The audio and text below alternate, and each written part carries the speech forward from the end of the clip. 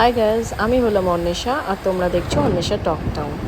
আজ সারাদিন বৃষ্টি হচ্ছিল, সকাল থেকে প্রায় ধরো 2 ঘন্টা ধরে টানা বৃষ্টি হয়ে গেছে। আমি তো ভাবছিলাম আজকের ইভিনিংয়ের প্ল্যানটা মনে হয় আমাদের ক্যান্সেল হয়ে যাবে, আর তারপর দেখলাম যে বৃষ্টিটা একটু থামলো, মনটা একটু খুশি খুশি হলো, আর আমি আবার একটু অফিসের কাজে ফিরে গেলাম। আজ অফিস থেকে আমি একটু তাড়াতাড়ি লগ আউট করেছি, জানানো ছিল যে ইভিনিংয়ে আমার একটা প্ল্যান আছে, তাই আর্লি লগ অফ করবো। আর আমি সেজে নিলাম, আর এদিকে হচ্ছে শৈবালের সাথে আমার খুনসুটি একটু হতেই থাকে ক্যামেরা অন করলে। তো ওইটাই নিয়ে ওর সাথে কথা হচ্ছিলো, আর চলে এসেছিলো আমার নাইকার একটা পার্সেল, যেটা আর একটা অন্য ব্লগে তোমাদের দেখাবো যে আমি নাইকা থেকে কি কি পারচেস করেছিলাম। আর এদিকে হচ্ছে লুকটা হাফ কমপ্লিট, জাস্ট একটা জিনিস মিসিং আছে, সেটাই এবার হচ্ছে পরে নেবো, সেটা হচ্ছে একটা লাল টিপ আর লিপস্টিক। এটা ছিল আমার ফাইনাল লুক। আমি আর শৈবাল বেরিয়ে গেছি বাইকে করে, আজকে ওখানে একটু থাকবো, তাই কাঁধে ব্যাগও।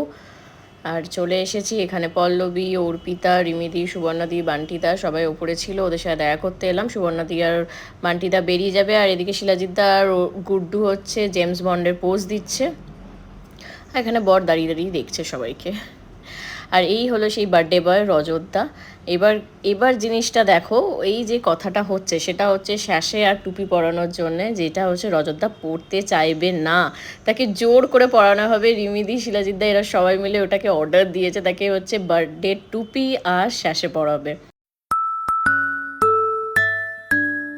রজতদাকে কিন্তু দেখতে খুব কিউট লাগছে, আর এদিকে কেক কাটিং এর পালা শুরু, আর কি হবে দেখো এবার।